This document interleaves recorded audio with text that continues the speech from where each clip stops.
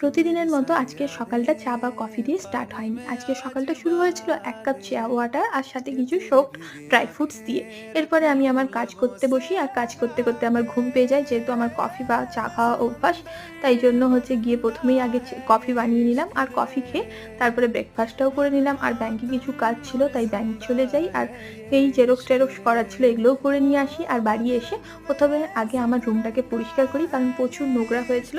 আর তারপরে এই ফুলগুলো চেঞ্জ করে দিই কারণ বেশ কিছুদিন ধরে ফুলটা রয়েছে, তো শুকিয়ে এসেছিল। তো আজকে এই কালারের হচ্ছে ফুলগুলো এনেছি আর এই কালারটা দেখো কি মিষ্টি না, আমার তো দারুণ লাগে। এরপরে স্নান করে লাঞ্চ করে আমি আর বোন ছাদে গিয়ে কুল খাচ্ছিলাম। আর এই কুলগুলোকে কি বলে জানো? এগুলোকে আপেল কুল বলা হয় আর এগুলো খেতে না খুব মিষ্টি হয়। এরপরে রাতে কিছুক্ষণ পড়াশোনা করে হচ্ছে ডিনার করতে যাই। আর ডিনার করার পর আমি আমার স্কিনের জন্য যে মেডিসিনগুলো নিচ্ছি সেটা নিয়ে নিই। আর এইভাবেই কাটে আজকের আমার দিনটা। আর ভিডিওটা ভালো লাগলে লাইক, শেয়ার, সাবস্ক্রাইব করতে ভুলবে না কিন্তু।